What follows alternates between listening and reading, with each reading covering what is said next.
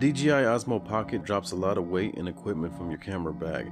It's the size of a candy bar, it's lightweight but well built, with a non-slip, sweat-proof grip. You can throw it in your pocket, hence the name. The Osmo Pocket has a 1.23 inch sensor with 1.55 micron pixels and an f2.0 aperture. It shoots great looking 4K 60 video and 1080 60 video at a maximum bitrate of 100 megabytes per second, which is sweet, as well as 30 frames per second and 24 frames per second with quality that's slightly better than top-end smartphones, and is fully stabilized without solely relying on optical image stabilization or electronic image stabilization or a mix of the two. It also captures 12 megapixel photos in JPEG and RAW. Again, another win. It shoots time-lapse, motion-lapse, as well as slow motion at 120 frames per second at 1080p. It has active face tracking, which is really good, but sadly it doesn't work at 4K 60. The 3-axis gimbal works really well.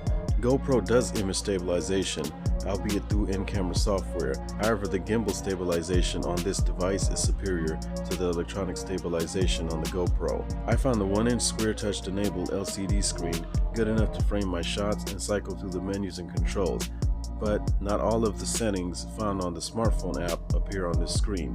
Before I bought this device, I saw a lot of reviews online when it first came out that said that you had to use the Mimo smartphone app by DJI to access a lot of the professional settings, or to just set up a lot of your video settings and resolution and different modes through that app, and you couldn't do it from the device itself. You had to actually connect it to a cell phone, and in the beginning that had turned me off to this device, but obviously it's been out for a while now and there's been a lot of firmware and software updates, and that is no longer the case.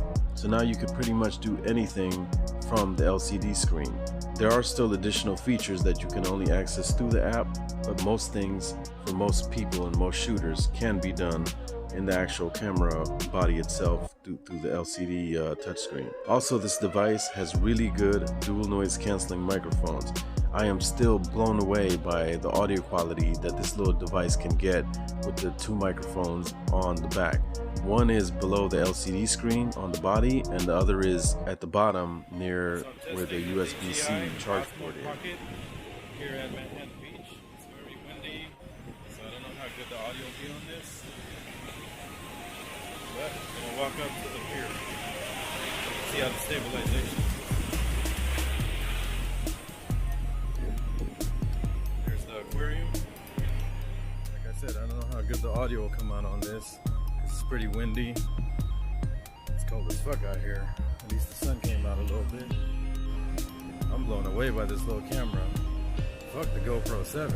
This is the shit right here. And the little 1-inch LCD screen is pretty good. I can see everything. I'm able to frame my shots, unlike the GoPro.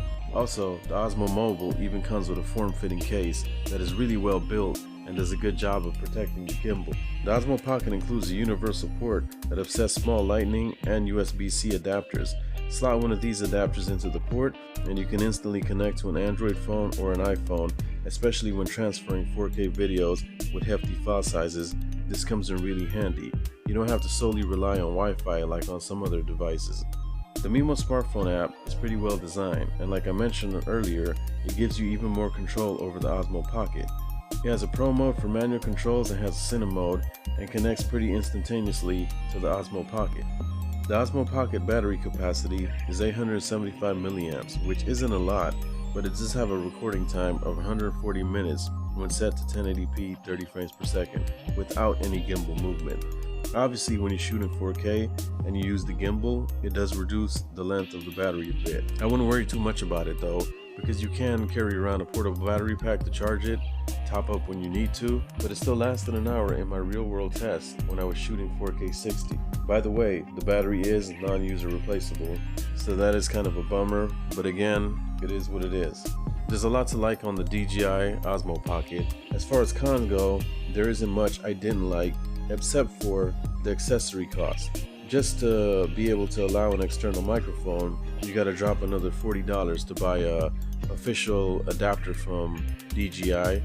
but this is pretty much in line with what GoPro and other manufacturers are doing when it comes to their action cameras. I wouldn't classify this as an action camera, but my point is it's not that out of line with what other companies are doing. There's also no tripod attachment on the bottom of the gimbal handle, so that's yet another cost. Pretty much there's a lot of accessories available now for this device, but they all cost $20 to $40 per item, and those things can add up, adding about an additional $80 to $100 if you want to get this thing to where you need it to be to use it in a semi-professional capacity, especially if you're trying to make your YouTube videos or your indie films look better. But it is what it is. At least there are options available. I would like to mention the square-shaped screen shows a crop frame, so it doesn't have a true-to-life view of everything you're capturing. It is clear, the resolution is pretty good. I never had a problem seeing the screen in sunlight or being able to read the text or seeing what setting I was picking, and the menu is very well laid out. I didn't even have to use a manual. Actually, the manual that comes with this thing is pretty useless. I was able to figure out where everything was at pretty quickly by just messing with it within 2 to 3 minutes, but it does crop in a little bit and doesn't give you a true to life view, so just be aware of that when you're framing your stuff. Of course, if you connect it to a phone, you could get an accurate representation of what the framing is going to be, but if you're going to walk around using this with a phone, it kind of defeats the portability of this device. But overall, the app is well designed. It's straightforward. It has a lot of features. The layout is pretty simplified, and you don't have to dig too deep to find what you're looking for.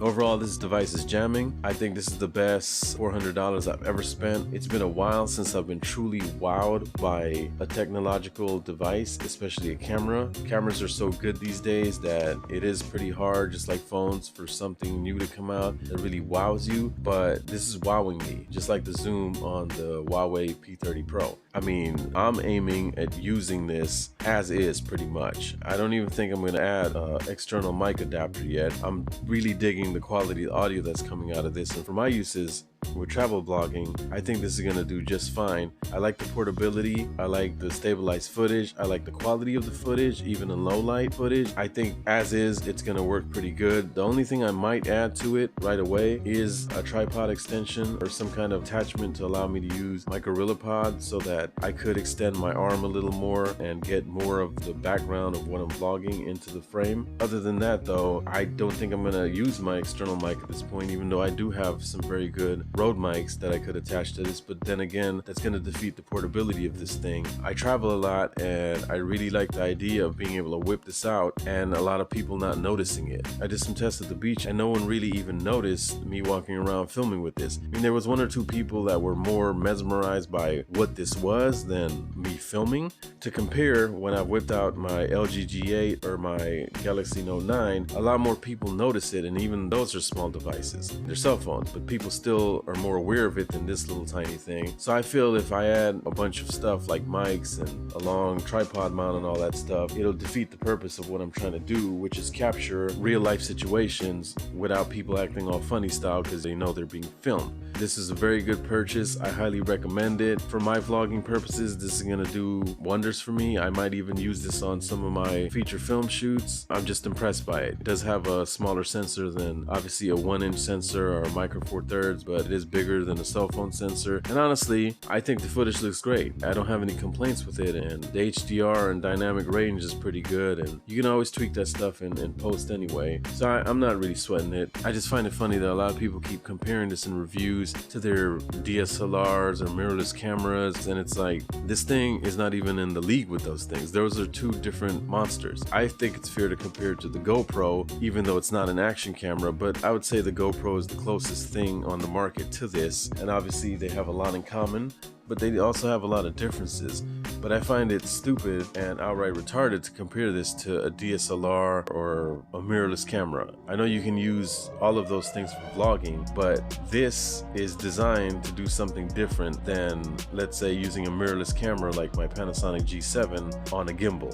It's night and day. The comparisons don't make any freaking sense, and I hate that a lot of reviews are doing this.